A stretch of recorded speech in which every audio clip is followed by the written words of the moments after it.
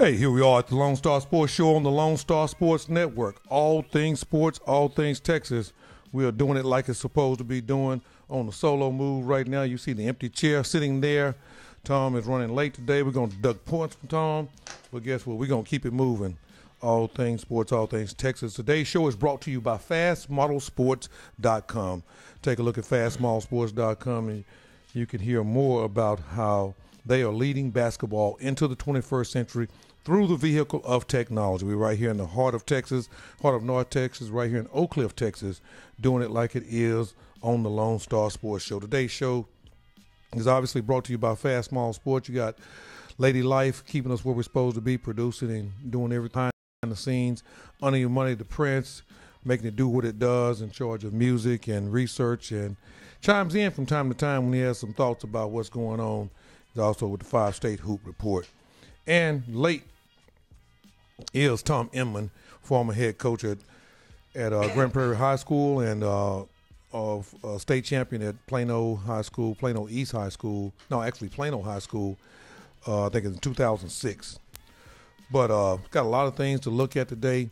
You know, one of the things that's not on the run sheet, and Tom's not here, he loves to put his 2 cents in on the money, but he's going to miss out on putting his 2 cents in. I don't know, actually, he just walked in. I don't know if Lady Life is going to allow him to join the set or exactly what the rules are on that.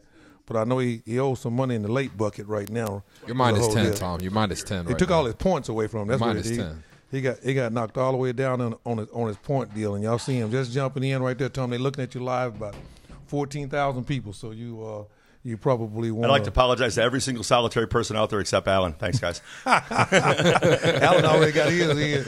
He got his shot. I apologize. I got caught on 20, and there's no excuse to. No, to 20 is a nightmare. I was telling the college coach today that 20 can be one of the most difficult places. You might want to try those on. I budgeted budgeted myself a little too tight. Yeah. But you might want to take a serious look at 20 when you start driving on 20. I should have come across Pioneer. Hey, it's got to be one of the most hostile freeways between wrecks and incidents of road rage. Yeah, I was going to say shootings. There have been a couple of people just pull guns out and shoot at people because they're pissed off, and I mean, don't need that. I mean, and third, fourth largest metropolitan area in the country, we have one highway is just identified as being. We got to do some research on that. There has to be a reason that is the way it is. Well, I was stupid. I shouldn't even got off a Pioneer. I should have come across. I usually do that, and it turns into what I think is Keast. Yeah. Loop 12 and come around that backside, and it's so much easier. And I just somehow didn't do it. We just got to get into it, Coach. But I mean, it's just like you asked one of your players in the old days, why did you do that? And they did it. If I knew I wouldn't have done it, I guess. I don't know. But no, one of the things that's not on the run sheet today is the Le'Veon Bell deal. Is the whole angle on where that whole deal is going on. You always say it always comes back to money. I don't think he has any intentions on coming back and playing this year. Well, I've been reading a little bit about this, and the thing that I found fascinating, I think he has to come back by game 10. That's correct. In order for him to get credit for this year to count toward him being a free agent next year. So he can't do nothing. The only question is, does he report and play? Do they trade him beforehand? Well, they probably won't trade him beforehand until it comes down to when it's time to negotiate. Who wants to take him? It'd be buying a rental. Well, and it's really tricky. We're going to get off on a little tangent here, but it's a worthwhile tangent right here, in Texas football, September, so it's all fair game. We're going to talk a little football. We move on through the show here today on Basketball Thursday here on the Lonestar Sports Show, is that the fact that you got to realize that he's probably going to get a $70 to $80 million deal. Well, the process and how he's going about saving himself, the question is he appreciating or depreciating his value by not playing? Well, with a running back. Part of it's out of his hands, though. Because like this, is it Cooper? Is that his replacement back? Some dude named Cooper? If Cooper shows up and Wally pips his ass, or if he Wally pipped. He's Wally pipping a little bit, but it doesn't matter, though, Tom. You're talking about in traditional sense. I understand what you're saying, and that does make sense. But for him, it's all about the money. Well, no, but I'm thinking like from the side of the owner. If you're sitting there saying to yourself, okay, do I want to spend $80 million to have a pissed-off Le'Veon Bell come back against who might have problems with our offensive lineman, or do I want to go ahead and take Cooper and get him cheap and use the hell out of him? Because if you look at him in terms of value, what can I get for what I paid for him? He's a bargain. Yeah, well, but the thing about it is that when you actually look at it, Coach, he is not going to – He's not going to remain there. that's a known fact that he's not going to remain with them. Right. He's not going to be with them. So it has his future with the Pittsburgh Steelers has nothing to do. Is he a restricted free agent or an unrestricted free agent? Unrestricted free agent is what he's going to come to. In other words, he's going to have an opportunity. He just has to meet the guidelines. But he has to show up by week 10 for that year to count, so he is a UFA, right? That's correct. Right. So right now, technically, he's a restricted free agent. I think so, right? Right. Yeah. The restriction being that he has to. Yeah. There's some truth to that of where you're coming from, but then there's some stuff that's not so true about that. What's that? Is that he's in a situation where he has to meet the criteria in order to end up in a situation where he's going to be accessible for anybody to pick him up. He's up or on the market. He's a $70 to $80 million guy next year. Right. That's what he is. And with him being a $70 to $80 million guy, he just has to fulfill the criteria. Now, where I look at it, when you say fulfill the criteria, you mean show up by week 10. That's correct. Right. If he doesn't show up by week 10, he's still a restricted free agent. He's not going to not show up. Or no, he's cost him $885,000 a game. Right. Yeah. So it's going to cost him $8.8 million to go all the way to game, or a little less, $8 million to skip those first 9 games. But this is the goofy part about it, though, right here, Tom. The goofy part about it is how are other people seeing? I know a lot of times natural human behavior is when you see someone handle. It's kind of like you see her cheat or you see him cheat on the girlfriend or the boyfriend. You're not that excited about having them for a girlfriend or boyfriend, right? Because you already they'll cheat on you. They cheat on exactly. It's a good way of saying it. Exactly. So you wonder how committed is he to as being a team guy. Well, exactly, because I understand that if you want to create a quantitative formula that says the life of a running back is a function of his age and his touches, which is a fact. It is a fact. That's a fact. Right now we talk about Burkhead, my guy with the Patriots. Part of the reason that he's doing so good at 28 or 29 is because he didn't basically play for 4 years. Yeah. He got all the tread in his tires. Because you only got so much tread on your tires. Right, That's exactly right. So what he's afraid of is burning his tread. Well, he doesn't want to burn his tread in a situation where he's not going to stay. And there's something going on there now. Right. And you know what bothers me? This is that old it's a business thing that drives me nuts because both sides play it. It's a business thing. But everyone says it's a business when they don't know how to tell people anything otherwise. But then on the other side of the formula, they get pissed off when it's just a business. Yeah. Like Le'Veon Bell, it is a business decision not to expose yourself to a lot of hits. But on the other hand, those linemen aren't wrong when they say there wouldn't be a hole there for your ass to run through if it wasn't for us. And we're sitting here working our butt off. What makes you so damn special? Well, one of their linemen actually called him out and said, "You make 17 times as much as," and he named the player. That's almost never happened before. Right. Literally called him out by numbers and salary. And that's where Stephen A. Smith and some of the other guys out there are just really, really killing that lineman for doing it. I can't call his name right now for saying that, but he had a right to feel that away. Everyone knows what everyone makes. Right. He just chose to tell it. Yeah. Now, you're right. It shows a little lack of discretion, but on the other hand, your teammate who's supposed to be your homeboy and your brother at arms and all that, we're a band of brothers bullshit until it's not a band of brothers. At this stage of it, I got 2 things to say to this before we move into the Big 12 football here. I got 2 things to say to this, Tom, is do you want him back now? After all the divisiveness, no. He can't do anything. He's causing enough disruption as it is.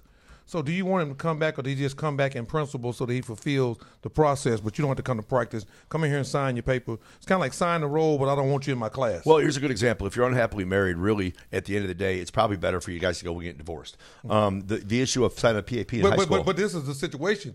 Yeah, you're going to get a divorce, but the divorce can't. You're gonna collect $80 million, but so you have to withstand this time, or you don't inherit this amount of money if you're not married on this date. Right. That's what it is. So you got to stay married until you can collect the money. Well, and it's the contradiction of, on one hand, I look out for myself because I am a brand and a business as a player.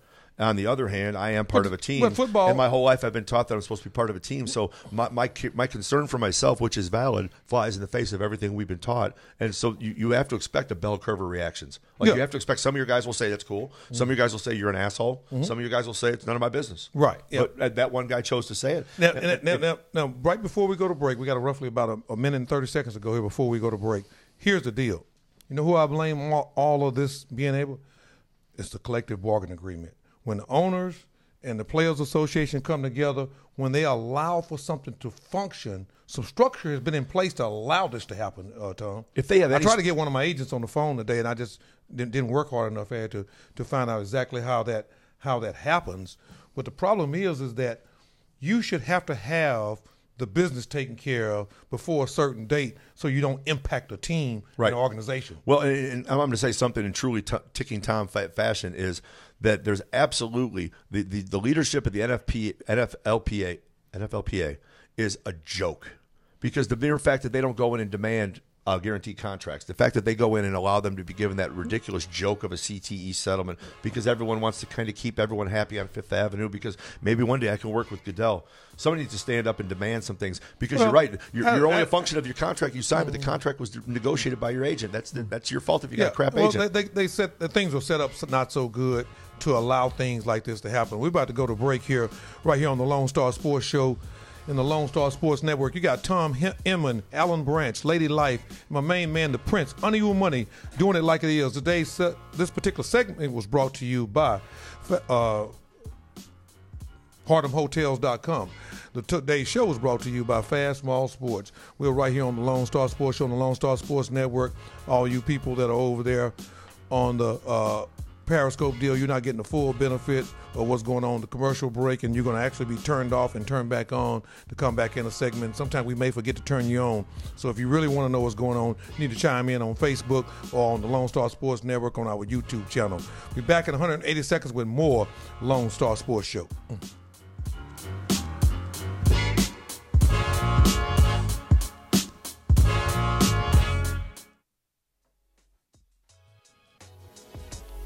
Hardham Hotels. Make money where you and millions of others spend money. Hardham Hotels Investment and Development Group's primary disciplines include hotel acquisitions, hotel development, hotel project management, as well as asset and partnership management. At Hardham Hotels, we invest in upscale focused service and extended stay hotel properties, mainly in Texas and other major urban markets. We are hotel owners, developers, investors, and asset managers persistent in our pursuit of successful ventures and passionate about our products. We provide nationally branded investment opportunities, including Hilton, Marriott, and Hyatt hotel franchises. Hardham Hotels strategically places the right product in the right location for the right customer. Get started with us today. Visit us online at www.hardhamhotels.com. Hardham Hotels, put your money where you sleep.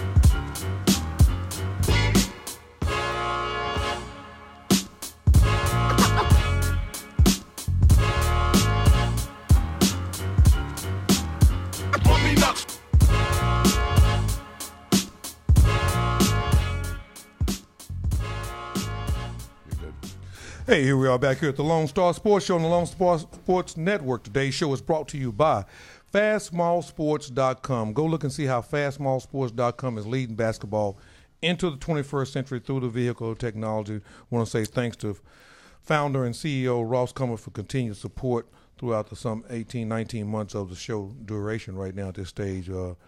Fast Small Sports right there in Chicago, Illinois. Tom Emman, Alan Branch, Lady Life, and the Prince, Under Your Money, giving it to you like it is. All things sports, all things Texas. We were kind of spent the whole segment on the Pittsburgh Steelers situation, but we see it all the time on the holdout and the contract negotiation, and I mean, and the way that, and you can give your last piece of what you want to say on it, Coach. But what I would say at the end of the thing, Tom, is that it all comes down to professional sports need to have a level of structure in how they do business that should not impair or threaten team chemistry and how things work as a team. Well, it's valid. Ultimate team sport. That's a valid point, because when you compare it to baseball and basketball, I mean, they both have a trade deadline, but that's really it. You can't just cut a guy in the middle of a basketball season. I mean, there are restrictions to it. Well, you got that point of it, but I'm talking about the fact that what you have going on with Le'Veon Bell, he actually is disrupting a good, potentially Super Bowl type team, but a playoff type team, with the disrupting of the locker room, and he's not even there. Well, how do you want to be? You want to be Mike Tomlin? Mike Tomlin's already been, I mean, I hate to get on his ass, but he's already been average enough and already deals with enough crap, and now he's got to balance all the emotion. You can't really take sides, because you really don't want to take sides. Yeah, I mean, well, you can't, because you got to coach the team, and you just don't know what's going on, so you got to keep this even keel about it. Balance the scales. It out. But I mean, but Tom, coach is better than average now. We don't want to go off on that today. I'm an average team. I'm not an average coach. All they've been is an average team. Yeah, no, he's a good coach, but he's still stuck having to deal with something. What is the average team in the NFL? 32 teams. What's average? 8 and 8, 9 and 7. I think of that as pretty average. I don't know. What have they been most years? I don't know. I don't follow that closely. Yeah. Well, how many? No, I'm not down on Tomlin. I'm not down on Tomlin. What I'm saying, though, is that he's still stuck. Like you said, you made a point. He's having to defend someone who's not even there. Right. So he can't get caught up in defending air. Otherwise, he's defending air against people who are putting blood, sweat, and tears in. Yeah. But on the other hand, he can't insult Le'Veon Bell because he's not there, because at the end of the day, if he signs, he needs to come back and be ready to play. But the real productive issue is, no matter how great of a player anyone is, you're not ready from day one. Everyone needs a certain level of training camp and acclimation. You don't just come in and play right away. Not many players. Not many. Well, that's exactly right. And that just, like I said, that didn't even make the run sheet today, so we just spent one segment on something, so we got a lot of work to continue to do here. But when you start to break all this stuff down in football in the state of Texas, right now, we're asking some serious questions, and I chimed in and was spent about my 30 seconds of fame on the Will Kane show on yesterday, and they were asking, the question is, what's wrong with Texas? Why is Texas in the situation? I threw it out to you casually the other day. I don't know if we were on the show. We were talking at the break that University of Texas hasn't won 3 games in a row since Mack Brown left. 3 games in a row, Coach. 3. I didn't say 5. I didn't say 6. I said 3 games in a row. I mean, what does that say? Now, you know what else also came out that sparked all of this right here is Texas A&M just surpassed, according to Forbes magazine, just surpassed Texas as number one revenue producer. Right. Now, here Alabama, this is the kick-ass part about all of it. Here Alabama is over here beating the hell out of everybody, and I think Texas A&M surpassed them and went to like 116, 117 in not gross revenue, but profit. And Texas got left at a lonely 108, coming in second. You know where Alabama was? $52 million. I guess our rednecks got more money than their rednecks. Sorry, A&M fans out there. I apologize. Hey, couldn't pass it up. Alan Branson, the opinions expressed on this show have nothing to do with the ownership. Tom said that. Alan Branson did not say that. I'm just teasing. I told you once again that you retired. When folks get old and get retired, they just say whatever the hell. We feel liberated. Yeah. They feel like what the hell around. If they start cutting y'all retirement check in the direct deposit or the check them drop in the mailbox, y'all might line up a little bit better. You're right. I don't have to line up no more. But right now, University of Texas and Texas A&M and Alabama are all clients of mine. Well, I don't know what you talked about when you're talking to when you talked to Will Kane in the show and everything, but I think there was like a perfect storm and it was all kind of gradual. Texas slipped a little because they hadn't won, while A&M was stepping up, and then you had the Manziel situation. And then they went to the SEC and had some success, because a lot of people said when they went to I was one of them. I said they're going to get crushed in the SEC. What I'm focusing on right now is, and this is what I text you earlier today, and I think the exact statement was somewhere along the lines of when does talent translate to wins? See, the X factor is toughness and intelligence, because I don't care what anyone. This isn't a horse race. You're not just lining up 8 animals and saying fastest animal run fastest, and you cross the line first and you win. It's not, Edwin Moses is the fastest person in the world because he's faster than you, but that's all he's got to be is fast. Well, I mean, it's still some technique and coaching still comes into it, and that's my point. And my real thought of it is that when you look at 2017 and 2018, Oklahoma, Texas, and TCU have led the recruiting war, if you will. Right. That was another of the upticks was while Texas was falling, TCU was rising up, and Baylor was winning a lot. We know why now, but I mean, and as things go, it's a zero-sum game. Their win has to be your loss because there's only so many players, right? Right. And the point of what I'm saying is Texas is either leading or second in recruiting, but they're not getting them coached. And I don't think that's for lack of effort, because I mean, from the best of what I can see of Tom, who's another Tom, he's a good coach. I mean, I'm not insulting his coaching, right? But there's a new factor that comes into play in the world of sports, team sports these days, in the coaching aspect, and that's one of the things I wanted to bounce off of you today, Tom. Is that you have talent. But the way you deal with talent now and the way that you dealt with talent 10 years ago or 15 years ago, I think is a total different animal. Oh, I think so too. And I don't mean this in a bitter way at all, but that's part of the reason I got out of coaching. Mm-hmm. I mean, I'm not saying that you owe me something because you live in the neighborhood, but I would say that in the absence of us having problems, I think I kind of liked it when people went to school where they went to school. Mm-hmm. And I don't care much for the way it's going, but it's all right. I'll live with it. I mean, I'll concede it, but I do agree with what you're saying. Yeah. It's really harder to deal with people because you're dealing with more layers of people and you're dealing with more narcissism. You're dealing with more transient. The transient level is high. I think that's a part of it too, but I think that now you're looking at, once again, something you love to talk about all the time. Tom got a lot of money, y'all. That's why he likes to talk about money. Millionaire. Yeah. Zillionaire. Retired teacher. Yeah. But you always say it always comes back to money. And this is what I'm saying has changed the climate that we're in, the kid that we're coaching.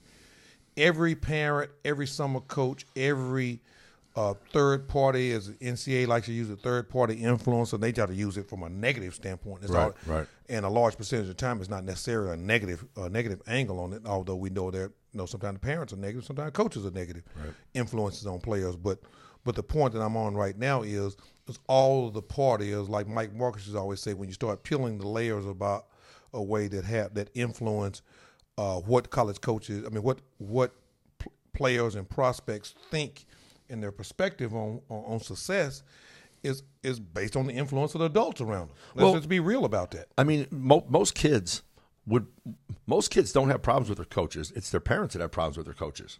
Well, and I think that's some truth to that. And I think you're kind of talking from an ISD high school level. Sure. But as you start to deal with, we're talking 4 and 5 star. We're talking about the fact that why is it that the University of Texas was winning the recruiting war in comparison to the Big 12, but they're not. It doesn't reflect back in their wins and losses. It's hard to explain. I have a reason for it. I'm just kind of. What do you think it is? Well, the deal is that I don't think, and I deal with college coaches every day. I happen to be basketball and not football, but I don't think there's much difference in the young man that we're dealing with, the 5-star, 4-star basketball player and the 5-star, 4-star football player. You have a player now that has a identified agenda, individual agenda. Uh-huh. Of where their career has the potential to go. Right. 10 years, 15 years, and going farther and farther back, the farther you go back, the less identified that was. Right. The more of that was I could be a pro. Right. Well, I do agree with that, but I would say one thing. I think we've gone from so far detached 20 years ago to freaking delusionary now, because now the level of Svengali, if you want to call them Svengalis. I know speculation is off everyone's a pro if they can dunk a ball in 8th grade. Everyone's a pro if they can make a 3-pointer. I mean, come on, man. But there's a truth to that. But that's the problem that I have with the old guys like us. Right. Is that they want to sit and say how stupid it is for them to say that. And that's what you're looking at here. 27 5-star, 17 4-stars.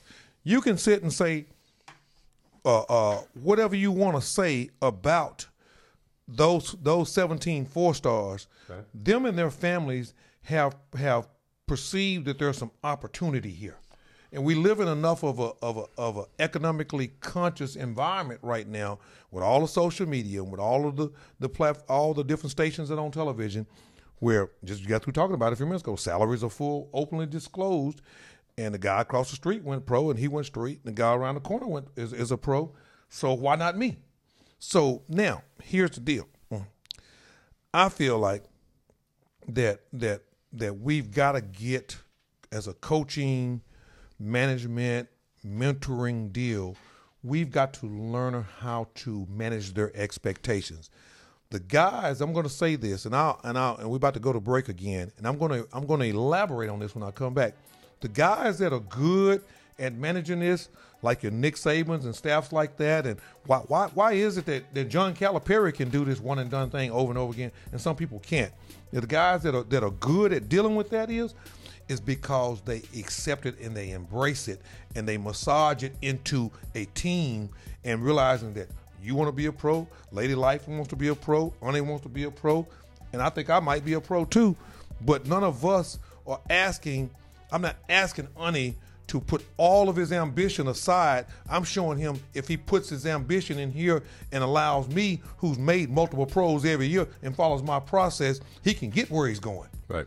And that's where I think the problem is. We're going to come back and talk about it some more, but I think that's where the problem is that when you embrace the goal and now you're not fighting the goal, you're not the guy that's sitting over there saying everybody thinks there's a pro. Well, let's call y'all come in here and line up and let's organize and follow my process. Let's see if you are a pro. Let's see if you are a pro. Right, this is what pros do. That's when you start holding guys accountable every day. That's my only point. Is I'm not trying to diminish anyone's expectations or dreams, but if you think you're a pro, make sure you know what a pro really does, because it's easy to sit in a chair and say, I'm Coach, a pro. They don't know. Right. Lone Star Sports Show right here on the Lone Star Sports Network. All things sports, all things Texas. This particular segment was brought to you by Fast Malls, Fast Recruit. Go take a look at fastmallsports.com and you can get a clear understanding of what Fast Mall Sports is doing in technology and leading basketball into the 21st century through the vehicle of technology. We're going to come back and look and see what translates.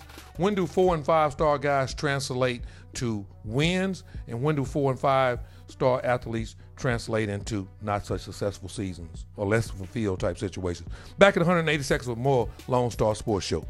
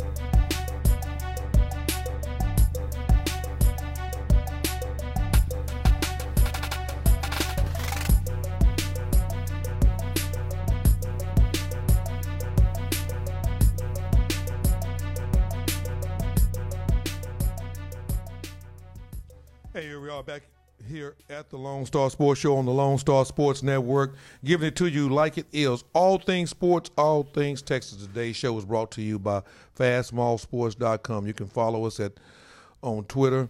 You can also follow us at TX Boys Basketball, where you can always stay in tune to what's going on in the Lone Star State.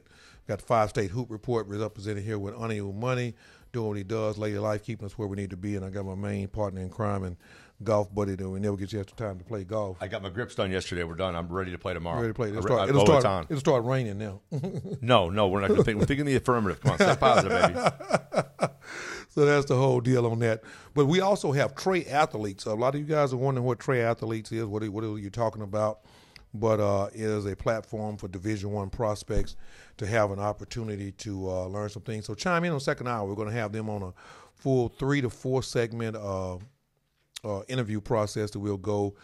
They will not be live in studio, but they will be live audio-wise, and you learn. But if you want to get a head start on researching what that's about, go look at TreyAthletes.org. Trey is in Trey, athlete spell is normal way.org. Can I ask you a question? Yes. One of my arguments with my guy that works for the Brooklyn Nets is a concept called confirmation bias, where we all confirm our biases because we all tend to agree with each other. And let me paint a hypothetical. You got a kid who maybe gets discovered by a guy from Alabama. He'd been a 3-star recruit. He shows up getting an offer from Alabama. He instantly becomes a 4 or 5-star recruit because he's on Alabama's list. I believe in my heart that's how it works. And I know that you're an evaluator, and I'm not claiming that you're that way.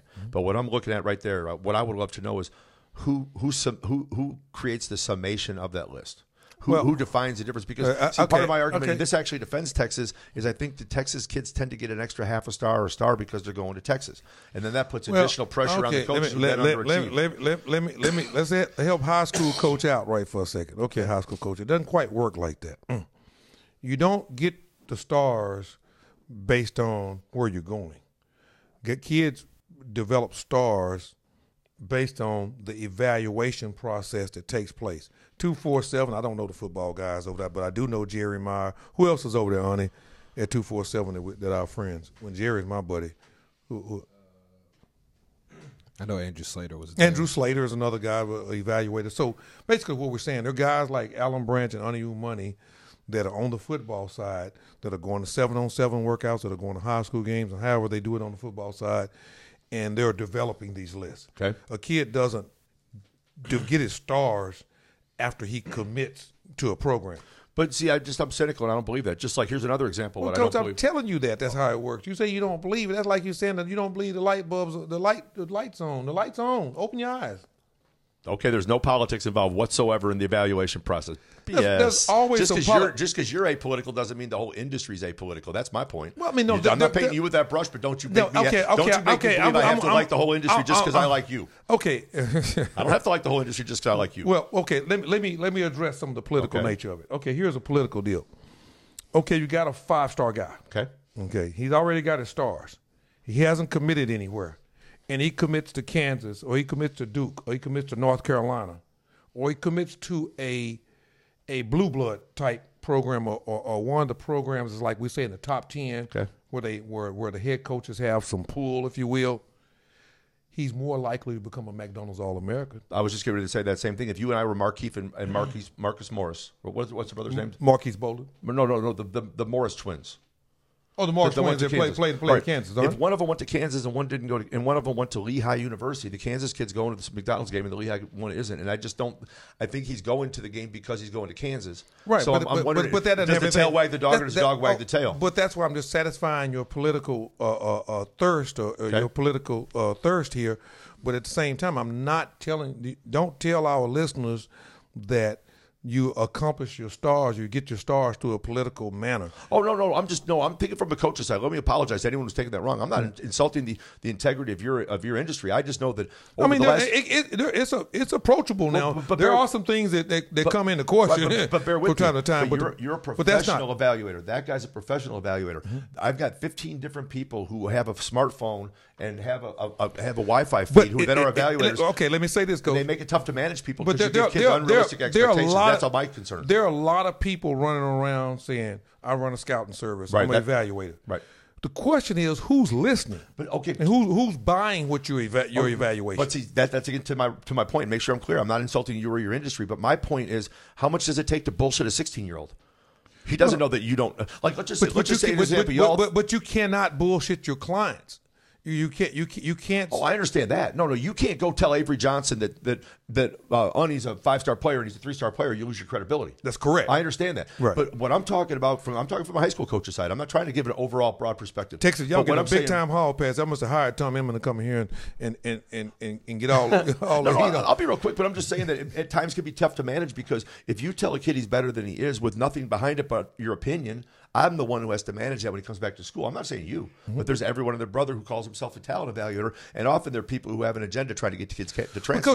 It becomes difficult to manage. That's all. There's basically it's difficult to manage. There's basically 3 legitimate lists in basketball. Okay. And or we could go to national or whatever you want to call it, but in basketball, because I'm more familiar with basketball, football works roughly the same. They just kind of work out in the hot sun. They don't have air conditioned office like we have, but they're still going out and evaluating these players. Right. They're going to watch them play with their high schools. They're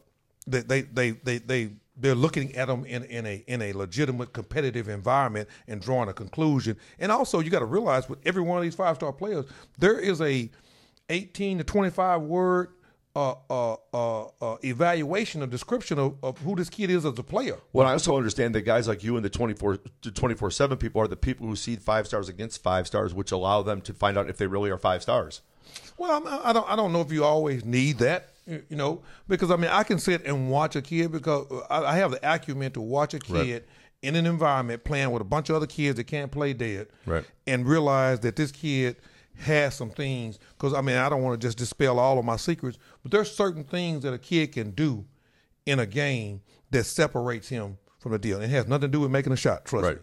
There are certain things that worry rebounds, angles he takes, different things that he does that catch my eye, that start to build his book of record with me, to saying, wait a minute, this kid is a Division I prospect. No, this kid's a little bit better than the Southland. This kid playing the Conference USA, or he might be a AAC player. Right. So that's what you have to understand. The same thing goes on at the 247 level of how I'm doing it. But back to the real point, we're going to get back where we're supposed to be here.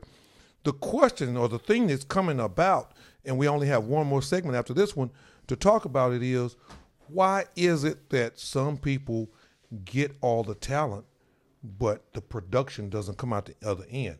In other words, you think I'm not going to be upset with my wife if I go out, and I don't even buy the groceries, so this is hypothetical. I'll probably get slaughtered for this. But, go ahead. But if I go out and buy the groceries and I come back and there's no meal in the kitchen, that's what's going on in Austin. I could have got nothing for nothing. Yeah, I could have just gone to Jack in the Box. Did you read this article here? Less. Did you happen to see the heading of this article where the guy at the Austin Statesman, let's see, the article says, bear with me for just a minute. Texas Tommy Boy Herman had this coming, and they talk about how karma basically punched him in the gut. It's just a tough job. You got so much high expectations, and there's so much media pressure, and everyone follows you. It goes back to it right now. And I'm being old school. I love Shaka to death, and we're buddies. And I don't know Tom Herman, and I didn't know the other guy that's at South Florida now. Charlie Strong. Charlie Strong. I didn't know those guys. I did know Mac Brown casually. But right about now, should the university – this is my good question. We should have put this out on a poll, Ani. It may not be too late to put it out on a poll. It's not too late. Put on the Lonestar Sports Show. Let's put a poll out there and see what we get down. Should the fans at the University of Texas, men's basketball and football fans, be missing should they be missing Mac Brown and Rick Barnes? And Rick Barnes right about now. Well, I've always heard something said, and kind of it applied to several firings that happened before I got fired. It applied to my firing and a bunch after. Is when people get all pissed off at the existing coach, just make sure that you have a replacement that's an improvement. Because sometimes it's just like I heard a coach say one time, you lose 10% of your support every year. So he said, come back down to the old saying, it's cheaper to keep him. Yeah, it's cheaper. It would have been cheaper because you went out. They gave $25 million to time. I'm not here to bash Herman, but you went into the eye of the hurricane by choice. But they gave him $25 million. They didn't even interview anyone. They just begged him to come and threw him the keys to the Cadillac. Well, the same thing went on with Mac Brown, but you got to look at I can't even call his name now. The Freeman Macaron guy, Joel, the big supporter down there. When he went and found Mac Brown, Joe Jamel found Mac Brown. He told him hold all interviewing off. We found out basketball coach. Well, he's one of the biggest contributors there, so he could make those kind of calls. Right. But he knew what he was looking at, and he was right.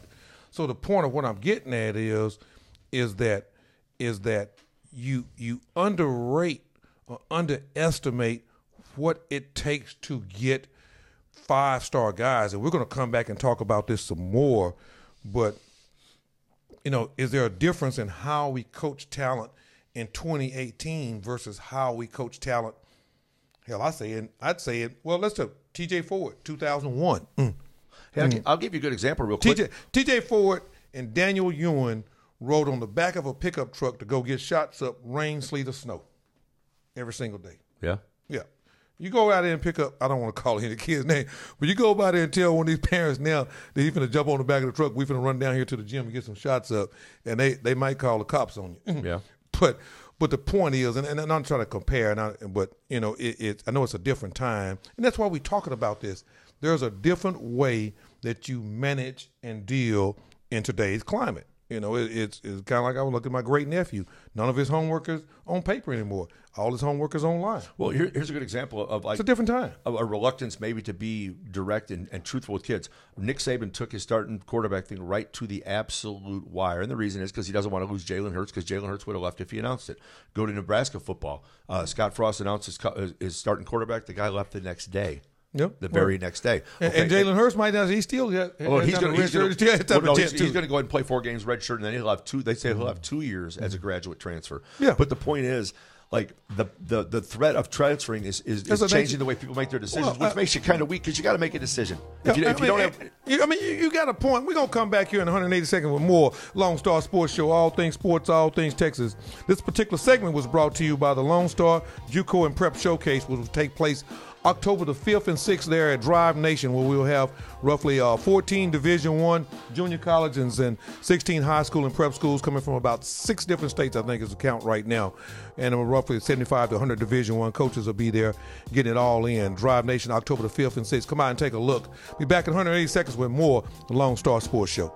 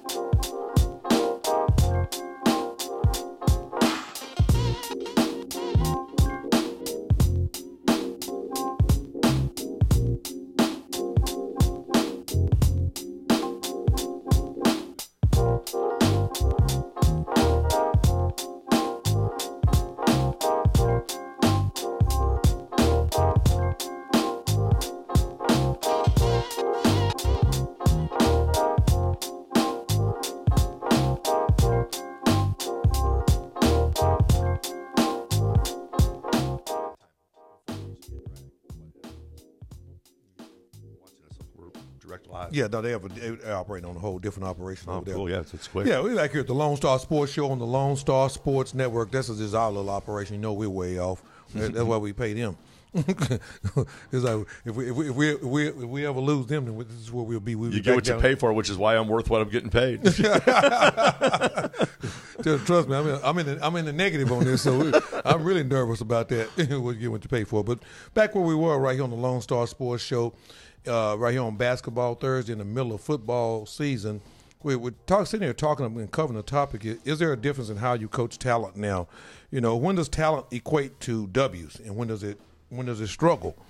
And here's my deal, Tom, is talent struggles when the guys or ladies, I'm sure it works there too,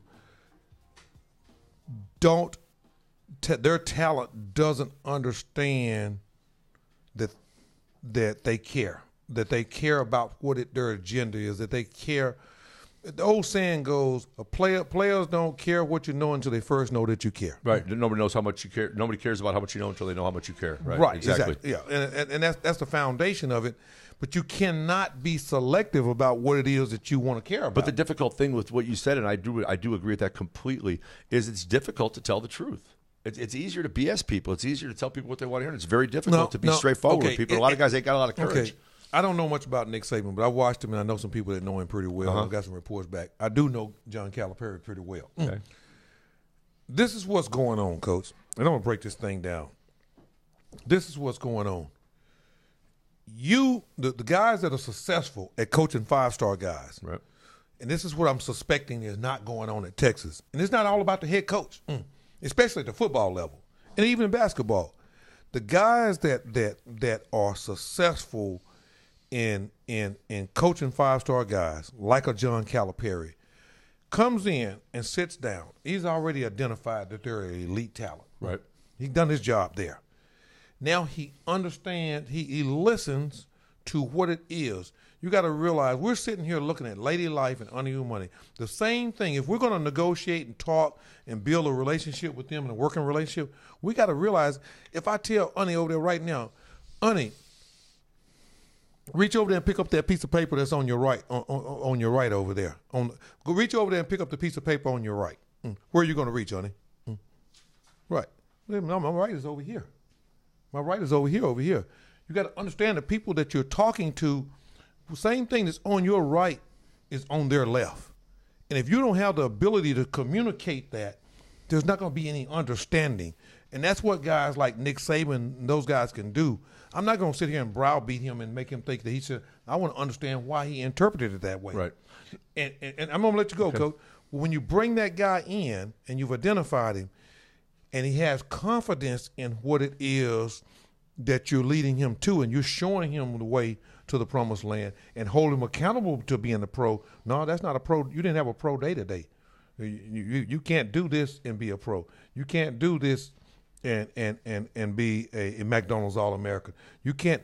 See, the problem comes down to when guys aren't winning. We struggle with this in high school, and this is the horse that you're beating. That's about where I'm going, right? Right.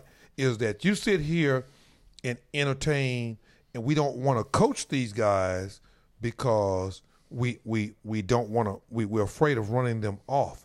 The guys that are successful with these guys aren't afraid of running them off. Okay, now, and I agree with everything you said. Okay, except you're taking the absolute top of the mountain: Bama football, Kentucky basketball. Let's go down and be Underwood at Illinois. Let's go be Chris out at Texas Tech. Let's go be let's go be one of my favorite guys. Let's go be Lon Kruger in Norman, Oklahoma. Right, exactly. Okay, and I love all those guys. Or Bruce Weber up at Kansas State. Those kind of guys.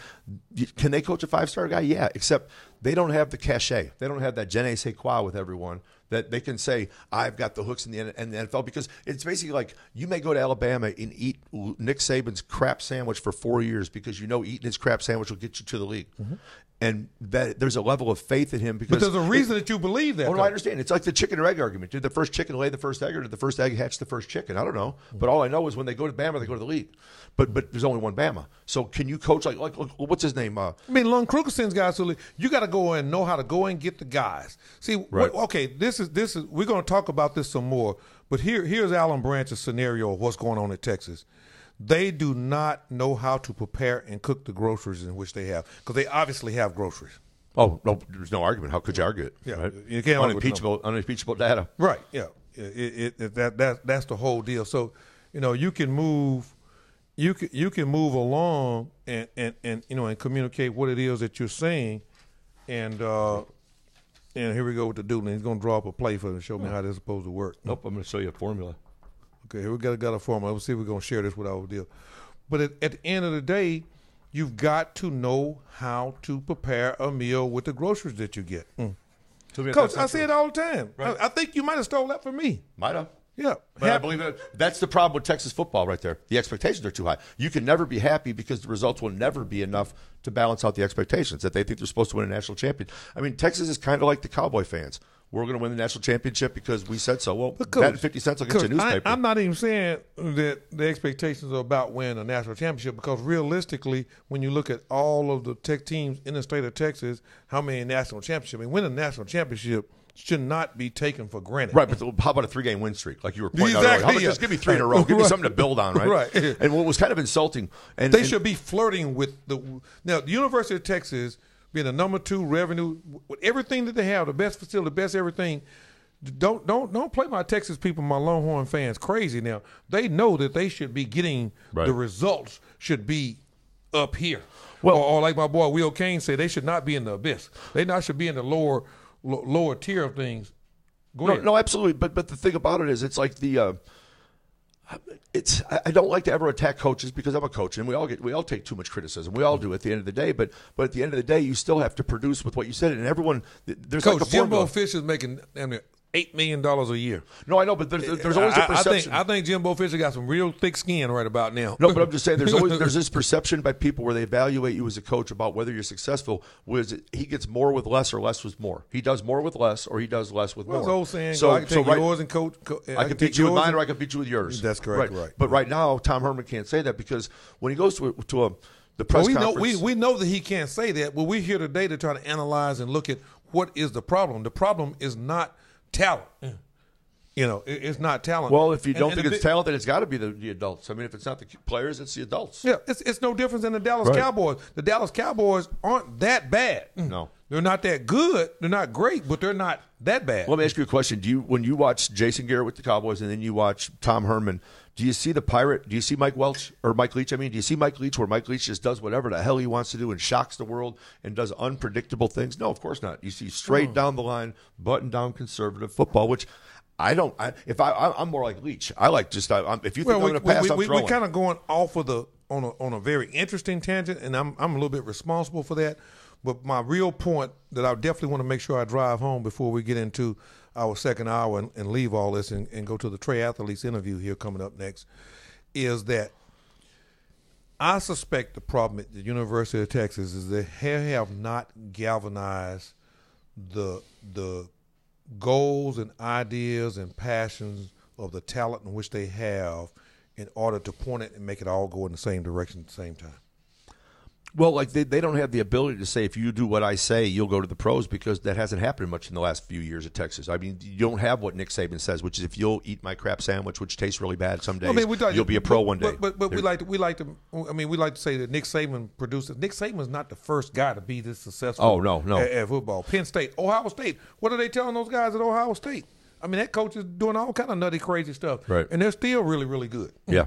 So I mean, all the years of Florida State. What do you think that was going on when Michael Irvin and all those guys were at the university? I mean, at Miami, and then the other running back to play with the Cowboys, Emmitt Smith, was Florida. At Florida. What do you think was going on in those days? What do you think What do you think was going on at the University of Texas when the University of Texas was known as DBU? They used to have a pro day at the University of Texas. They don't even have pro day at University of Texas anymore because they don't have any pros. Or the NFL don't think these guys are developing into pros. So then you have to ask the obvious question, or maybe not obvious, but the question is perception reality or is reality reality? Maybe there's pros there. Like you may be getting fluffed to Texas now because they've underachieved so many years. Is development, coach, a groceries dinner? No. At the beginning of it, right? You got to develop players, right? Exactly. You got to develop. You got to get cooked. Well, here's a good example. If you take 3, so they're doing a good job of getting the groceries, right? But the groceries ain't turning into dinner. All right, but let me ask you a question. Tell me if you agree with this. You get 3 5-star players. You put them in open competition, and somebody wins, and all 3 players trust the coach's evaluation process. You have no problems, right? Okay. But what happens when they don't? What happens when, like Sam Ellinger? Not the personal Longhorn fans. I don't think he's very good. I just don't. And my question is there going to be I don't think you should quit on your quarterback very often, but is Tom Herman going to sink the ship with Sam Ehlinger to prove a point? I'm smarter than you, and I'll dig in because I know more than you, and next thing you know, we're 3-8. Well, I mean, because you won't commit to playing the best player. That's not a good idea, Tom Herman. Don't buy into that one. Now, the coach gonna get you fired. No. I'm just throwing a local flavor into a general question, which is that if you take three people, if they don't think that you're playing if they think there's an agenda of whatever the reason is, you're too beholden to this booster, or you kowtow to the AD, or coach, whatever it is. Mac, these guys, you don't think Nick Saban has things? Those guys manage things every single day. Lon Kruger manages things. I mean, why is he getting it? Why is my man getting it done at Oklahoma? What's his coach's name been there? Stoops. Stoops. Why is he getting it done? The point is, Coach, you got to know how to manage talent. Right. You can't give the keys to the Rolls Royce or to the Bentley to everybody. You know, they'll run it over the curb. They'll scratch it up. You know, you just can't turn everybody loose with it, right, because everybody does not know how to manage it. And what's going on right now is, whether it's staff, everybody wants to point the finger at Tom Herman. I think it's bigger than Tom Herman. Oh, no, it's recruiting. It's the development of the players by assistant coaches, all kinds of stuff. Exactly. Strength and conditioning coach might be the biggest problem. Who knows? I mean, I think it's a combination of things. It's not a matter of pointing, but they want to get their act together. They're going to have to galvanize their process toward development and turning these guys in. Right. We didn't prove anything else. They got groceries in Austin. Well, and Heavy is the head. But they don't eat every day. Well, Heavy is the head that wears the crown, so he's got to live with it and learn to cook a lot better the meal. Yeah, because he's got a tough stretch coming. You look at that schedule. He's got to manage his staff. You got the Lone Star Sports Show right here on the Lone Star Sports Network, giving it to you like it is. All things sports, all things Texas. This particular segment was brought to you by Hartem Hotels. Go take a look and see how Hartem Hotels and HartemHotels.com, how you can put your money where you sleep. Be back in 180 seconds with more Lone Star Sports Show right here on the Lone Star Sports Network on YouTube. And you can also chime in and check us out on the Lone Star Sports Network, Lone Star Sports Show on Facebook. So Facebook or YouTube, we're on there live. Periscope, we are out on y'all. If y'all want to check it out, y'all go chime in over there. We out.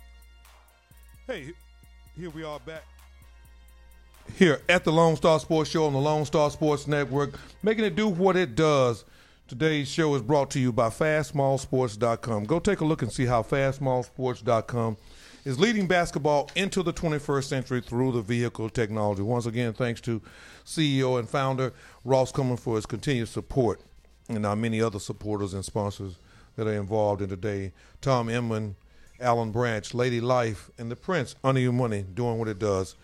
We are lucky to have a special guest today from an organization. You go take a look at it. We're going to be visiting with them for about 3 to 4 deals. This is going to be one of those kind of deals where it's like a documentary. You know, usually you get the sports show with Tom Inman and Alan Branch arguing about Big 12 football or who should be picked first in the draft. But every once in a while we chime in, we bring some special people on. And today with Trey Athletes, we have Brian Reynolds and Rebecca Feickart, that is a part of the leadership of what's going on there at Trey Athletes. Rebecca and Brian, how you guys doing today? We're doing great. We're excited to be on the show and really thankful for you having us on. Thanks so much. Well, we're thankful for having you guys in the Metroplex. You know, I don't want to slaughter everything up. I think I have a pretty good feel for Trey Athletes. My guy here have no idea. He researches everything else. Pull up treyathletes.org so you have a clue what we're talking about, Coach. You ought to catch up with us about halfway through here. TRE? Yeah, TRE, Trey. 3-point shot, as Rebecca always says. TREY. Yeah. Trey, .org. .org, my fault. They came up anyway. Got it. Yeah, Well, technology took care of you. We're anyway. up. Yep. Yeah, but we have Rebecca and Brian here, and you know it's the interesting thing is that because it's such a unique cutting edge type of approach or what you guys are doing there is like, okay, what does it do? I mean, can you buy one? Does it? Do you need to be online to use it? You know, just a lot of different things that come about when you start making decisions about what it is, or trying to figure out what it is. So take a little time and give us a little feedback. What is Trey Athletes and why Trey Athletes? And Brian, Rebecca, whoever wants to take the lead on that, give me a little start here. I can take that, Alan. Okay. So Trey Athletes is a free but very selective leadership development and college preparation program for top high school athletes. Okay. And I am one of 7 members of Team Trey, and every member of Team Trey has come to the table to pursue the same common mission. And that mission is to empower athletes to become lifelong leaders. Okay. All right. My personal connection to Trey is very personal. Indeed, I was a former college athlete, played basketball at the University of Kansas, and have seen the two sides of sport. I've seen so many athletes use sports to become very successful in their lives, in their careers, their families, their communities. And I've also seen sports lead people on a path to nowhere, where they end up kind of not knowing who they are, feel very lost, unable to secure a great job and career, and really have wasted a lot of the leadership skills that sport has helped them. So our mission here at Trey is to help all athletes become lifelong leaders through the power of sport. Okay, very, very, very good. As always, Rebecca's a very talented presenter and speaker, and and finds a real articulate ways to get a point across. So I don't know if that was rehearsed or what, but Rebecca, you get an A on that kind of a situation. Well, let me ask you a question, Brian. Yes, You're sitting alone there. You're obviously a smart guy without Trey Athletes. I've done a little research on you too. You could be doing a lot of things, being really, really successful in the corporate world, in leadership, management, and overall analysts, and what people in my man Tom here love. He knows a lot about money, Tom. Nope. Brian can tell you what to do with your money. My kind of guy. Yeah, right. So he can makes your money multiply. Do you? You can do a little reading there. You see, look, Yeah, I got it. I'm done. You don't get those kind of accolades without being really good at money. No. So you pull out, and you're dealing with a new currency, Brian. You're dealing with the careers and lives of student athletes, high-level student athletes, or we say potential Division I prospects, guys that are going to play football or basketball at some level in college. Why would you You know, and I know you're a basketball guy. He's a hop child. It's a Bill Self guy. All these are Bill Self buddies. No, Bill's a great guy. I've known him forever. Yeah. And this is part of the president of the Bill Self fan club right here. But why would a guy like you look into something like Trey Athletes and say, "Hey, I'd like to be a part of that"? I mean, that's very interesting to me. Other than being independently wealthy or something, give me some idea about that. And that may be the case. I don't know. That's a really good question, Alan. I think what really resonates with me about Trey is in today's world, being super athletic isn't the primary differentiator anymore.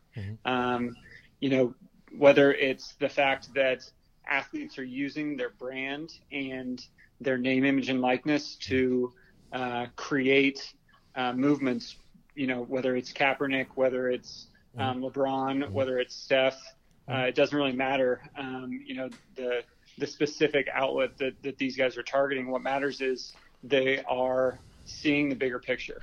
And sports is really, as Rebecca started to take this road, sports can be used as a vehicle to even greater success, whether that's in your local community, whether that's in, you know, the grander community of the United States, or whether that's having a global impact. And we really feel like the way that the athletes can capitalize on the opportunities that they've been given, you know, their God-given talent athletically can lead to so many more things.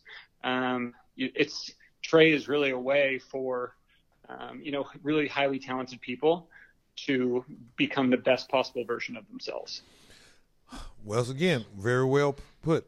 Runs really, really close, tight race for first place on segment one with Rebecca there. But, I think the thing that I would chime in on, and I mean, a lot of you all that know me, Alan Branch, say, well, man, what is Branch doing affiliated? How does this tie to Basketball Scout? A lot of people don't know, and I'll take about 30 seconds to realize that Trey Athletes represents my true passion. Is probably the reason I even found my way into basketball. And I'm not going to go into that, and you can get it in the book whenever I write it. But they represent, and for them to fall out of the sky and walk in one day and ask for an appointment to sit down, I just kind of like, wow. You know, it's like angels from heaven have come down and relieved me of my duties, and I don't have to be responsible, or I can help someone else do a much better job of something that I've been hitting and missing at for pretty much the last 20 plus years. And so when you put all those things together and start to try to figure it all out and look at it, Trey Athletes is exactly what Brian just expressed then, is that kids, parents, coaches. We got an ex-high school coach right here. Has coached a lot of Division I athletes sitting right here with us right now, and I feel like that the kids have no idea, parents have no idea, coaches have no idea how big of a platform, that opportunity that you have as a student athlete, especially a successful student athlete, through the vehicle of athletics, and in this case being basketball and football primarily.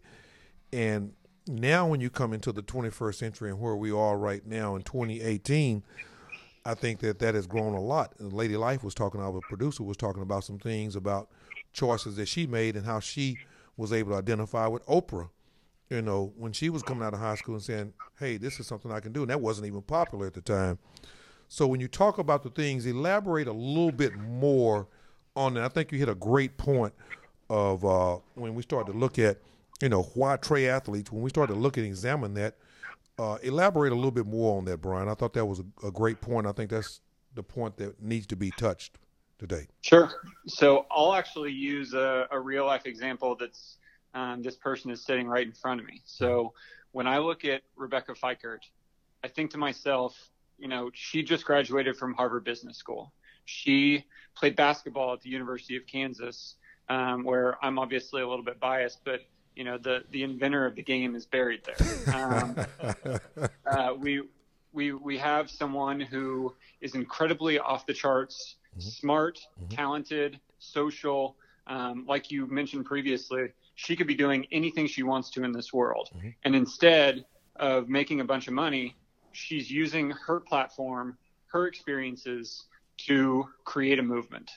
And in this way, college sports, as well as the athletes that participate at that high of a level, it's leaps and bounds. It's meaningfully different than competing at the high school level. So that transition and then the transition out of that environment can be really tough.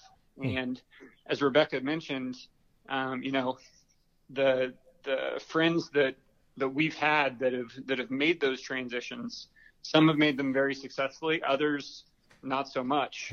And it is our responsibility to use the experiences that we have, the knowledge that we've built, capitalize on Rebecca's incredible story, if you will, in a way where we're able to better influence and impact the lives of those at a grander scale.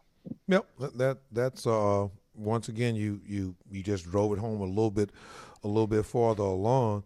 It's funny, Rebecca, Brian just made you out of a human martyr just then, but saying that you were sacrificing everything for it, and in reality, you are sacrificing some things. But I think that the end goal it has a chance to be so big for you in pursuit of what you're doing. I think you guys are off to a great start. When we come back, we're going to stop and talk about the overall staff and how Trey was developed, what made different guys get on, because there's a lot more to this than this. Rebecca and Brian here is that there's a full deal. When you go to look at treyathletes.org, that's TREY athletes.org, you can get a general better idea about the big picture of what's going on there. When we come back, we're going to talk about why would these other people, you have the Stuckies and these guys, get on board. Why are there 5 or 6 more people like Brian and like Rebecca that see the need in this? I think that what the real mission or goal here is to get our listeners to understand, and I think that's where we stumble at, is how big of an opportunity and vehicle sports are. Back at 180 seconds with more Lonestar Sports Show right here on the Lonestar Sports Network. All things sports, all things Texas. We got Trey athletes, both Brian and Rebecca representing them today. My main man, Tom Emlin, Lady Life, and the Prince, Under Your Money. All things sports, all things Texas. This particular segment was brought to you by Fast Small Sports Playbank. Go see how Playbank can help you in your process through the vehicle of technology or having a better way of is broadening your horizons. Back in 180 seconds with more of the Lone Star Sports Show.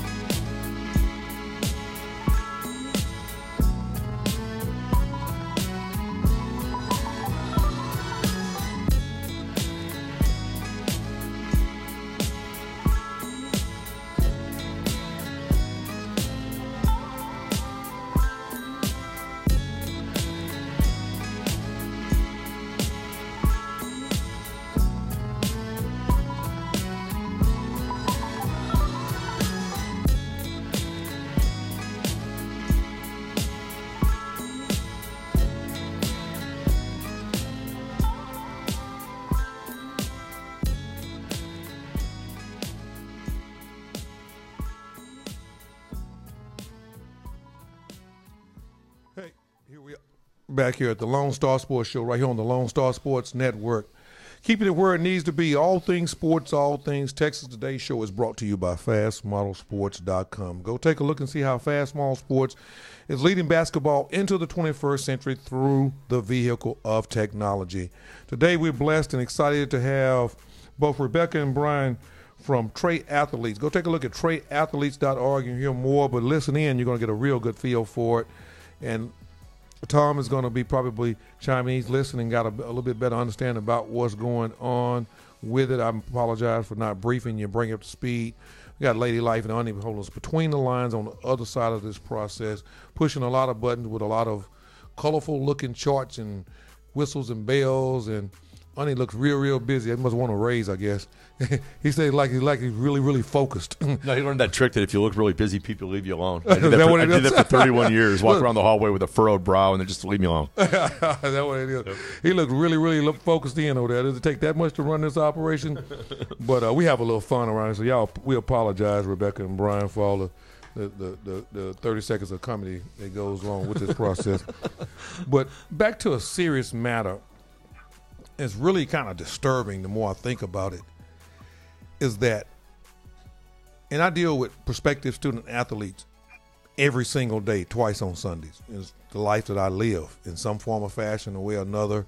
Some entering their career and starting up and upstarts, some right in the middle, some transitioning to college, some going into the NBA, some retiring or trying to figure out what's next.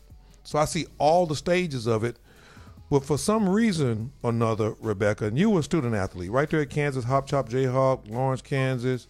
What is it, Allen Fieldhouse? Is that what they call that place up there? Fog Allen Fieldhouse, Fog Allen Fieldhouse, where they make all that noise. I'm just giving Brian a hard time.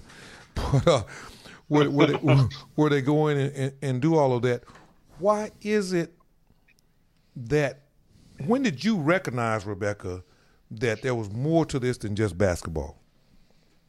And why don't most of your teammates and why don't most athletes get that? I think the first time I really recognized it was actually when I needed to make my college decision. I had over 40 offers that I was considering, and taking a step back from that, I'm from a tiny town in North Dakota. I had 0 offers going into my senior year summer, and I made out a game tape and I mailed it all over the country. Crazy move, probably a waste of postage, except the phone started ringing because I'm 6'2" and I was a shooter.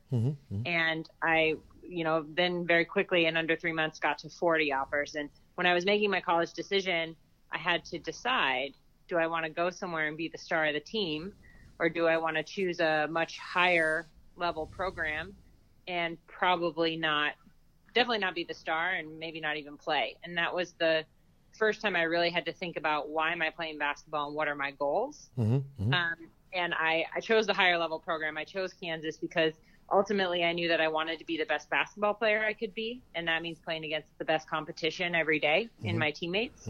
But secondly, I started to see that basketball could be my method of transportation and not my destination. It could give me a world-class education. It could expose me to a diverse group of people. It could open doors for me by having, a different platform. Okay, Tom, you've had multiple Division I athletes over the years. Have you ever coached a kid that was thinking about what she just talked about? Very rarely. They all think they're going to be starters, and that's why I think you get a lot of, the transfer out the first year when you realize, I'm buried under this kid, and they seem to like him more than me and everything. But, very few people have the long-term perspective. I had one kid, Eric Zastapil, went and played at Army, and he took the big picture. He went to West Point, which is, is not big-time basketball, but, the things that have happened to him since that's happened are amazing, and they'll be lifetime benefits. Just like you guys, the advantages you'll have forever from being Kansas graduates just doesn't go away, right? And so I think if you give them if you encourage them to see the big picture, which is really hard with teenagers because it's instant gratification, which, they're a little worse than we were when we were young, but we're all that way. We weren't that much different. So I admire you for having that big picture and being willing to say, I might not play, but I'm going to go to the big time. Well, I'll take my chances. And there's something even bigger than the big time and the little time and the mid-major or whatever. And I mean, and I can say this, Rebecca and Brian, because I've been dealing with this for a long time. And here's my point. Why is it that, everybody likes to say the in vogue thing, I want to get my education paid for. Okay, yeah, there's some truth to that. But why is it that they don't see themselves and how they're going to possibly benefit? This is what a problem is, and this is what attracts me to Trey athletes is the breakdown in this process. And Tom, you've been around. Tom and I are actually the same age, so we get along fine and kind of travel in the same time zone. The problem is, Tom, and these are young people, real young, smart people. You didn't take you long to gaze through all that. You saw, that what their whole world is about. But the problem is, for some reason or another, we do a terrible job as parents, coaches, mentors, of getting kids to understand and see what the opportunity that they have is really all about. Even just the relationship building. I mean, I have kids that go away and alienate themselves from all types of relationships throughout administration, throughout the boosters, alums, and they don't understand the value of that. Well, and it's getting worse with the millennials. When I was in high school, I went to high school forever ago. Right? It was 1983, and we had a coaching change. And the guy who came in, I didn't think he knew what the hell he was doing. And our coach who left took a JUCO job, and he did know what he was doing. Suddenly, I went from having a chance to play a lot to not playing much. And I came home acting like the little wussy boy that most people are. And my dad, who was tired of it, looks up and he says, "Hey, maybe he's just better than you. Shut up. You're interrupting my dinner." Right? And so what ends up happening is, at that point in time, and nobody was transferring high schools at that point in time, but how many people when they get to college are willing to deal with, I stubbed my toe, but I'll dig in because I see the long-term value of being able to hang on. And like I've had players before those, I'll say like they put. Let me back up a little bit there, Tom. I know where you're going, and this is what we deal with around here all the time. So Tom beat that drum, and it's a legitimate drum today. But my deal is, and this is where I'm challenging Brian and Rebecca, what are we going to do, or how is it that we potentially can go about of raising a different level of consciousness in the overall community? This past weekend, you guys had your, I guess you call it your induction ceremony. And I plan to leave in like 3 to 5 minutes, but I could not leave based on parents being so excited about, like there's some new, I mean, I don't mean to sound anything derogatory about Trey athletes, but they look like they're some brand new world had been opened up to them. And in reality, this is what it's always been. But my question and challenge back to Rebecca and Brian, and obviously the need is there, why is it that kids don't get it? And how are we going to raise a different level of consciousness about them getting it? I think there's a few root causes behind this. And we spent, an entire year doing research and conducting interviews and reading other people's research to really identify what these root causes are. So it's not possible to go through all of them in detail in such a short amount of time, but it comes down to a few main things. Try me. Take 30 seconds and throw something out there. The one major thing is the fact that experience is the hardest teacher because it presents the test before it teaches you the lesson. Mm-hmm.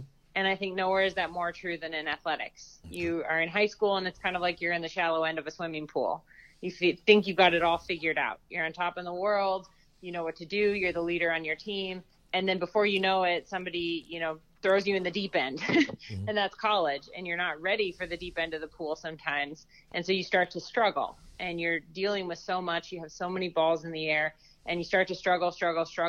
And that can put you on a difficult path when you're in college, where you're just struggling to succeed athletically, you're struggling to succeed academically. You start making hard choices about where you spend your time, and that can end up in you not being ready from an educational or real-world experience level to go out into the real world, which is kind of like the ocean, if we continue the water metaphor, mm-hmm. once you're done with sport. Mm-hmm. That's one thing. Talk about that ocean thing right quick before you go to your second thing. The ocean is life. Yeah. I mean, everybody knows, parents know better than anyone in this process that life is waiting after sport ends. Mm-hmm. And that might end after high school for most people, after college for even more people, and for some people after pro, but it always ends. Sport always ends. Mm-hmm. And so being ready to be successful and be fulfilled and having those hard, tangible skills you need in terms of education and experience when sport ends is crucial. And many athletes who are struggling in life after sport, they're not ready. Mm-hmm. Mm-hmm. So that's one major thing. Mm-hmm. A second major factor is, I think, for every athlete, pretty easy to understand, and that's the athlete identity.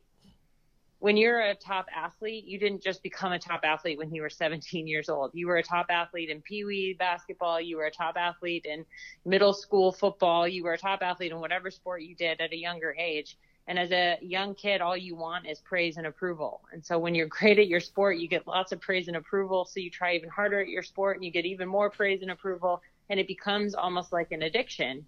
And so as you continue to grow and get even better and better, that addiction gets reinforced by the fact that you spend the majority of your time as a young person doing it. So it's just also your habit and what you're used to doing and what you're used to spending your time on. And then kind of the trifecta in this is the fact that your closest friends are then through your sport, because you spend so much time with them and you have this shared interest and you also have a shared mindset. So now you have everything centered around your sport. And Daryl Stuckey, who's a member of our team, a former NFL player, he puts it really well in the form of a metaphor about a balloon. You know, you blow air into this balloon, you blow and blow and blow, and it gets bigger and bigger and bigger, and you think you're doing great. And then one day the balloon pops, and you're never really sure when that's going to be. And in many cases, you're not ready from an identity perspective. You know, when I finished my last game at Kansas, I woke up the next day, and my first thought was, oh, thank goodness I don't have practice. And my next thought was, oh my goodness, I don't have practice. It was hard for me. And I knew I wasn't going to the WNBA. I had a great education. I felt intellectually like I was ready to go off into the real world, but emotionally I had almost a grieving process, because I not only was trying to replace this source of praise and approval, I was not only trying to replace this source of where I spent all my time and what to do with it now that I didn't have sport. You know, I was also trying to replace my family in a certain sense, because I no longer had a team. Yeah, the transition had kicked in. That's where we are right now. Another one of our transition points right here on the Lonestar Sports Show. All things sports, all things Texas. Today's show is brought to you by FastMallSports.com. We'll be back in 180 seconds with more Lonestar Sports Show, where Brian and Rebecca are going to let us know and understand a little bit more about why did they choose to do this in Texas. They come out of Chicago and now it's in Texas. Why does that make sense? Back in 180 seconds with more Lonestar Sports Show.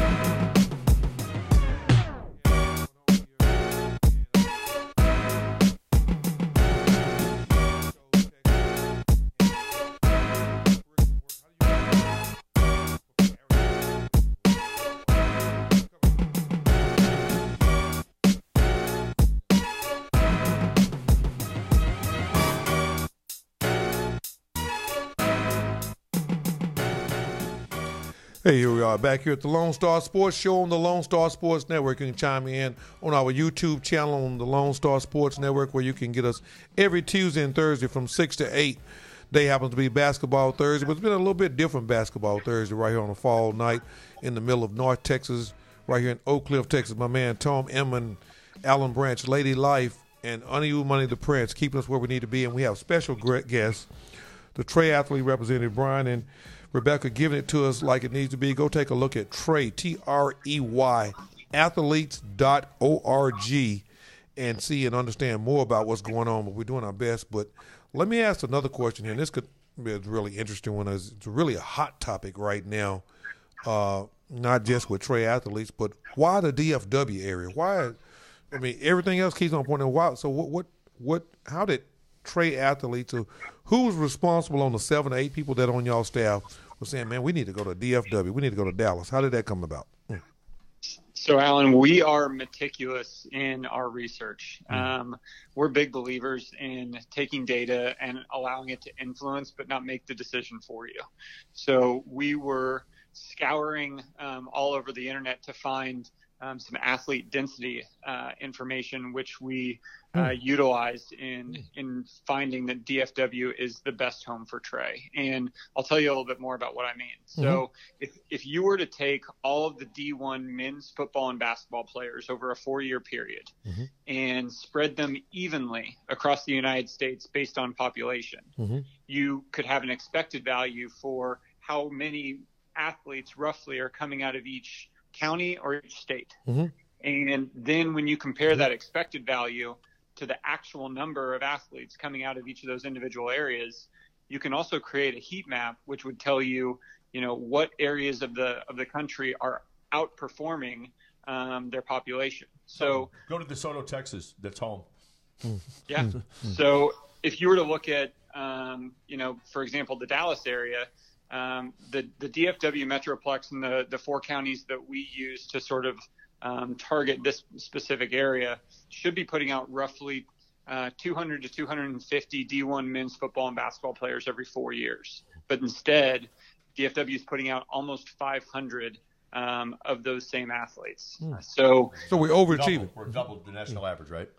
You're outperforming your population by 100%. Wow. You're overachieving. Right. Which if you compare on the national level, Dallas is actually the 3rd most athlete dense area in the nation. But when you look at, number 3 versus number 1, for example, which is Los Angeles, Los Angeles underperforms its population by 50%. Wow. So they should be putting out twice as many, but they're not. And part of that's culture. You see the Friday Night Lights effect. And the fact that we have 2 major sports conferences, soon to be 3, headquartered here in the DFW area. The fact that college sports and high school sports and pro sports are all such a big part of the fabric of the community here in the DFW area that you can see that come through not only in the data, but also in the people. So, we were really lucky that a number of our friends who went to Kansas, are from Dallas originally and moved back here. And those athletes themselves were some of the first to tell us, you guys have to check out the Dallas area. So our network, our numbers, the culture, the fact that you can play year round here in Dallas, the fact that there's more space to build incredible facilities, which I'll give a shout out to Drive Nation, where we've hosted a number of our conferences and workshops, and where we're going to continue to partner going forward. There's just a ton of opportunity here in Dallas from the perspective that if you're going fishing, you want to go where the fish are. Well, I can't argue, and there was a very, very interesting statistical information there. I'm gonna throw one at you, a little bit of a curve, because it seems like y'all kind of went about it in a fairly scientific way. Why did y'all knock on Alan Branch's door? When we looked at how we were going to build Trey, one of the things that we said, I think earlier, but I'll reiterate again, is we don't view this as us doing it alone. We view ourselves as a partner to the community to help everyone in the community come together to help athletes become more successful, to help them become leaders. And when we looked through the community, who has been epitomizing that in their behavior, who could help us make the partnerships that we need to make to be successful, and who could help us identify the Trey athletes for our season 1 of the program. We came right to your door, Alan. Actually, we came to your tournament and I think followed you around for a while before you agreed to talk to us. We're going to be totally You were getting stalked, man. It's kind of weird. And first of all, I really, really appreciate it. I mean, I look at Rebecca like a daughter or something. I mean, she's the sweetest, most intelligent young lady, and was a hell of a player, and just to be bought into this, and you work hard, and everybody thinks and they talk about the players and the Jimmy Butlers and the Jonathan Simmons and all the good players that have been a part of this process. And after all of these years, these two young people come in, and I don't know, Annie, my wife, or somebody on staff said that there's some people that want to see you, and usually people want to sell you something, and and now we started talking about how you guys chose Dallas. I did kind of out the clear blue. I had to figure out, why did y'all choose me? Why did y'all show up at my place? Because obviously there's a meticulous, analytical way that you guys go about. Y'all just don't randomly invest your time and energy at doing anything. So I'm flattered, and thank you. I'd like to say that, but it's huge what you guys are doing, and I want to take the last 6 or 7 minutes that we have here and tell us 2 questions I'm going to pose. How does Trey work? How does Trey athletes work? And what does the end product look like? And I think I kind of have the answer to that one already, but what does it look like when you're dealing with someone that's 10, 12 years younger than you, Rebecca and Brian? I can take that. Mm-hmm. So as I mentioned earlier, Trey Athletes is a leadership development and college preparation program. And it's called Trey because of our background in sports, right? Mm-hmm. Trey is a 3-pointer in basketball, but also because there's 3 parts to our program. Trey Athletes are nominated or apply to become a Trey Athlete. A Trey Athlete has 3 main things about them. Number 1, they're an athlete. Kind of a duh factor, but it has to be said. They have the athletic ability to continue to play their sport at the next level. Mm-hmm. Number 2, Trey Athletes are competitors. At their basic level, they want to be the best in everything that they do. They always compete, and that includes in the classroom. So great students. And number 3, Trey Athletes have incredible leadership potential. And that's partly also why we went through partners such as yourself, Alan, to identify our Trey Athletes, because a stat sheet doesn't show who the hardest working player is on the court. Mm-hmm. It doesn't show who's the most coachable. Mm-hmm. It doesn't show who always is listened to in the locker room, whether they play or not. Mm-hmm. And that's the type of leader who is showing that leadership potential through sport that we want to be a Trey Athlete, so that we can help them learn to take that inherent potential and really help it to use sports to go somewhere and somewhere really great. Mm-hmm. So that's a Trey Athlete. The Trey Athlete's curriculum then, the 3 parts are, number 1, Trey Academy. Mm-hmm. This is a class. We have an amazing educator on our team. Her name is LaJoy Royston. She's our program director. She has built our curriculum. So these are 90-minute group live workshops where Trey Athletes come together and push each other and grow together as leaders. Mm-hmm. Number 2 is Trey Mentoring. Mm-hmm. Our Trey mentors function in the same way as big brothers, big sisters, as a supportive, caring, consistent adult presence. The difference with us is that our mentors are former college athletes. Mm-hmm. Who better to know this unique athlete life cycle? Who better to understand what it really feels like to be a top athlete in high school and college, and then a former athlete, than someone who's been through it? Mm-hmm. And who better to be a really, realistic but aspirational role model of where sports can take you in your life than someone who figured out how to make that transition successfully. The third part of Trey then, besides the mentoring and Trey Academy, is an online platform. We are building the first ever college comparison tool from an athlete's perspective. And our entire goal behind this is to put more relevant information in the hands of athletes and parents at the high school level so that they can make a good college fit. Mm-hmm. It's not good for anyone when athletes transfer. It's disruptive to the athlete's education. It's disruptive to the athletic department and the program. It's also not a good outcome for anyone when the athlete doesn't have a good college experience and stays. When the athlete's unhappy, they don't perform athletically, they don't perform academically, and everyone suffers around them.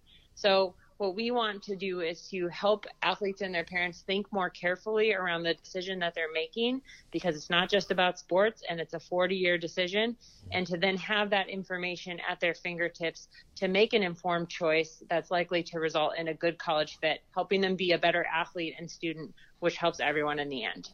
So those are the 3 parts of Trey. Okay. And that's what we're really excited to bring to Dallas, having launched last week. Okay. Yeah, no, that was a great deal. And I mean, when you look at it, I guess I've got about 2 minutes here. We're going to squeeze about 2.5 minutes out of it, and I'll make sure we don't get in too much trouble for that. When you stop and look at how do you go about recruiting your LaJoy Roystons and your Brandon Watts and Daryl Stuckey's? I mean, what makes all these people assemble together? And along with Brian and Rebecca, what would make you want to do something like this? You know, I mean, in the society in which we live in now. I think a big part of it is all of us see a problem within the current system, like you've mentioned, Alan, and we want to help be the change to create a positive impact on, kids that grew up super similar to how we did. Okay. All of us have an incredible passion for sports. All of us see sports as, not only an opportunity to build incredible characteristics like teamwork, coachability, communication, resilience. Every athlete everywhere has inherent traits and characteristics that prime them to be an incredible leader, whether that's on the court or on the field, in the classroom, or eventually in the boardroom. And we think that, our team has come together based on that common passion and on that common vision. But what's even more impressive is none of us have taken a single dollar of salary, and none of us are doing this for any reason other than, bettering the lives and the futures of kids who grew up just like us. That is a tremendous situation. You've got a good introductory look. You'll be able to follow them on social media. You obviously can go to their website. You continue to watch what's going on. We're so thankful that Rebecca and Brian with TreyAthletes.org. That's TREY athletes.org. Join us today. You'll hear more from them, more going on in the community. And obviously, they put their roots down in the Dallas-Fort Worth area. There's more to Texas than is. I'd love to see what the numbers look like on the whole big picture and state of Texas other than just the DFW area. But we'll talk about that over a cup of coffee one day. And, guys, thanks a lot for coming out. We're going to jump back in here and get into this Big 12 football so I can finish polishing Tom off here and showing him how to win a championship. Thanks a lot, guys, for coming on. We'll be back in 180 seconds with more of the Lonestar Sports Show. All things sports, all things Texas. Today's show is brought to you by FastSmallSports.com. This particular segment was brought to you by Harlem Hotels, HarlemHotels.com. Back in 180 with more all things sports.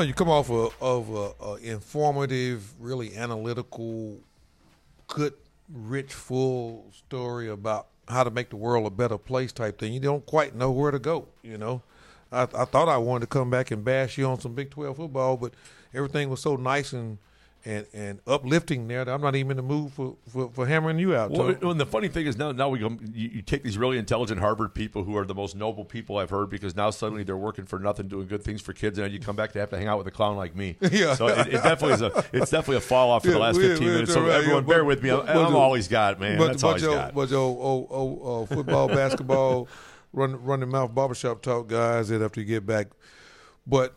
There's something that's just super, super intriguing to me, and you all hear me say this all the time, and I know you take it for granted. We underestimate the power of sports.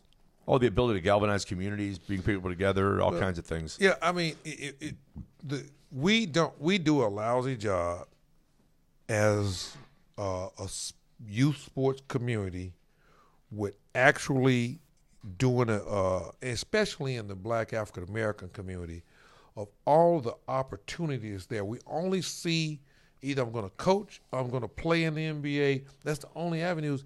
And Coach, you and I both know, and you're a really intelligent guy, even though you come under that Chicago. I hide it well. Yeah, you hide it well. But you know where I'm coming from here, Tom, is that kids in sports are only seeing a small slice of the opportunity or the pie, as I often say. They are missing the boat. You want a really good analogy is music. It used to be in the old days you wrote the song, you sang the song, but you never owned the song. Mm-hmm. And the smart people got rich. Master P. Mm-hmm. Master P wasn't a great rapper, but Master P was one of the smart people because I heard a story one time about he paid $200,000 to go visit with a lawyer. Someone told him I could show you a way to get rich, and basically what the guy told him was you got to make sure you own the song. Mm-hmm. So my point is, don't just be a coach or a player. There's a lot of other things you can do. Well, and that's the thing about it is, I mean, later life is so funny how things time. And I hope I'm not putting you on the spot, lady. Talked about as she was getting ready to leave high school and how she started to figure out which way she was going to go. And the mere fact, and I don't go in a lot of detail, was that one of the things that she brought up was she saw how Oprah Winfrey was carving out opportunities. Well, this was not in a small town in East Texas. This was not a very, I don't know if you want to say popular or in vogue perspective to have at that time. Now with Honey's group, they all are buzzing around. I mean, don't want to date lady life. I mean, she's still a young lady, very young, but the internet and all the opportunities, social media was not where it is now in comparison to when she was figuring these things out. But I still come back around. I can go all this filibustering and talk about this and keep on coming with all these examples. Tom, my real point is we do a terrible job as a community, as mentors, as coaches, as parents across the board of opening the eyes and bringing about the right amount of exposure to prospective student athletes at the opportunity they have through the vehicle of sports. Well, but the hard thing is when you're looking at a 15-year-old kid who's making a college decision and you're thinking about where will he be at 28 or 30, he's thinking my idea of long-term commitment is writing a girl's phone number down with pen instead of pencil. Or my long-term idea of Saturday night date instead of Friday night date or something. And I understand kind of where you're coming from there, but I don't know if that's all the way true, Tom. I mean, I think that's true to a certain extent from a social standpoint. Not all kids, but there's a tendency because kids don't have a short attention span. I think it's all about exposure. You also got to realize, Coach, these kids are running around at 15, 16, 17 years old creating a sense of presence and brand, and they're sitting there trying to figure things out. I don't know if I want to say they're smarter than we were, but this is a different time we living in, Tom. Right, and there's excuse me. I mean, you got kids that are putting businesses together online. They're doing things. I mean, it's not the same thing that you and I grew up in the 70s and 80s in, where the only way we could make money is to work at the store, sack groceries, throw newspapers, mow people's yards, which is nothing wrong with any of that. But if you get enough viewers on YouTube, you can make a killing doing nothing. No, I got it. And I don't really understand it as well as they do, but I don't begrudge it to them. I mean, I don't understand it. No, it's not my thing. But the point is that I still keep coming back to it. It's like no matter – it's a funny thing. In lady life, you pretty smart and you're pretty innovative. Listen to this. And I'm not asking for your comment right now, but I like your thought on this one of these days. Why is that whenever you start talking to sports people, it's like they kind of just kind of blow it off, like it's really not a big deal. When you got $1 trillion industry where the players and the coaches are only probably at best, getting a third of the processes going on, where you're looking at a business where 80 to 90% of all the initial participants are weeded out by the time they're 17, 18 years old. And when people start making their list of, I want to be, what do you want to be when you grow up? Right. You got all these kids playing basketball. Some of them pretty good. Right. And maybe going to play here or there. And when they all make their list of what I want to be, what I want to be list is not getting the right amount of exposure and understanding of what the opportunities are. Well, and that's where, again, it sounds like, going back to that idea that anytime that you don't tell a kid he's the next Michael Jordan that you're a hater. No, I'm just telling you got to have a plan B, because even Father Time's undefeated. Rebecca made a point about it might end in high school, it might end in college, it might end in pro, but it always ends. Father Time is undefeated. So you got to have something going down the road, and it's just really hard to deal with that inevitability. I've talked to two guys who are both between 26 and 30 just recently about what are you going to do toward the end. John doesn't want to hear that he's not going to play forever, but he's not going to play forever. And so I told him, I said, you ever think about talking to Coach Knight? You ever think about talking to Chris Beard, talk to Tony Parker, because he played for Tony Parker's team in France. I said, because at the end of the day, if you're not careful, you're going to walk off the last step of the pier, and before you look down, you're going to be neck deep in water. And that's very much so. But this is a bit of the problem right here, and this is one of the attractive things about Trey athletes is, I don't think you can start talking to a kid about that when they're 17, 18, 19, 20. It's just, okay, here's a perfect example, and you're really good about this. Managing money. You don't learn and gain a sense of consciousness and understanding about managing money overnight. No. It's a series of exposure and lessons and getting them to understand and see how it goes. They have to be shown. Right. And we do a terrible job of not showing them the possibilities, the opportunities that they're not going to play forever, and we just don't want to spend the time. And we make the excuses. This is my thing. We make the excuses, no 15, 16-year-old kid really cares. Well, no 15, 16, sometimes little boys don't want to take baths. I mean, don't let them not take baths. How about the kid who says, why am I brushing my teeth? They're just going to get dirty tomorrow. Well, then in that case, just throw the toothpaste away. Just let your teeth rot out, you jerk. And that's exactly my point. Right. Is that we tolerate or we hold kids to within the lines of discipline, and you can't drive on the left-hand side of the street, you drive on the right-hand side of the street. No, you can't go outside with no clothes on. You have to wear your clothes. You have to brush your teeth. All these things we talk about. You talk about it all the time. Being financially accountable. I was raised in a family where nobody taught me how to be financially accountable. They taught me a work ethic, so I always felt like I knew how to make money. And that was the strength of it, but nobody taught me the management of money. Right. You save some so you don't spend everything you got, but that was about as far as it got in the process of where I am. And I hear you talking about explaining and teaching everything. I mean, I got to University of Texas at 17 years old and didn't really know what the stock market was or how it worked. But, I knew it was something in New York, and there was a stock exchange that rang a bell. Right. And a bunch of companies did this and that. But understanding how they were traded and mutual funds and how the whole operation went, being financial savvy, I think being career opportunity savvy is a place that we're dropping the ball. And it's the thing that gets me, lady, and I talk to everybody, and I'm picking on Tom a little bit now, but he doesn't have he does not have a monopoly on it by any means. Whenever we introduce it or say anything to it, and they don't line up, they won't want to brush their teeth, and we say, that's all right, don't worry about it. You don't have to brush your teeth. It'll be all right. You'll figure it out later. And so whenever you start talking to people in the sports industry about opportunity, about what they can do and where they're going, we don't really want to just state on them about it. We allow them to stay in this la-la land. Right. Well, they keep postponing it and postpone it. But the whole thing is what you need is some overlap. Like if you want to go into if you can start your plan B 3 years before you stopped playing as a professional athlete, that'd be perfect. Give yourself a little time, a little traction to accomplish something, so that as you come out of your playing career, you have something to go into. Transition over to. But one of the it goes back to denial, because one of the bottom lines is we're all delusional. I mean, and part of the reason a lot of us are as good athletes as we ever became was because we were delusional. You have to be a little delusional to think that you can be special if you're, if you look at the real reality of it. Yeah. So at the end of the day, sometimes we get that Superman complex. I am Superman. No, you're a regular man. And well, I mean, and you reality are, check. And the kids are Superman because you look at things. How many people don't make the varsity basketball team?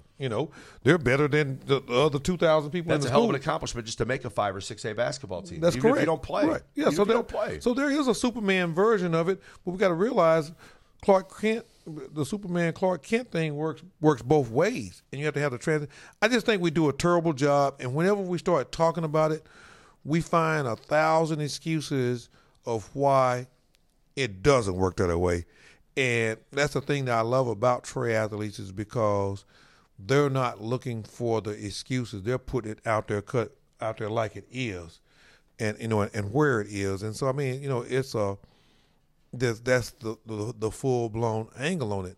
As we conclude another show right here on Basketball Thursday, I think we want to walk away from it wondering, how do we empower the athletic machine? Do you hear what she said about the state of Texas? Do you see what she said about the Dallas-Fort Worth area? And those are people not just blowing. Well, it's really funny how she spoke because they were talking the way I think. Mm-hmm. Like player per, number of athletes divided by population equals population density, and there's something to be said for that. No, there's no doubt about that. They figured it out. So, I mean, we got a great place right here in the DFW, the great state of Texas. So we have to much whom's given, much is expected. Back on the Lone Star Sports Show next week. Y'all have a great weekend.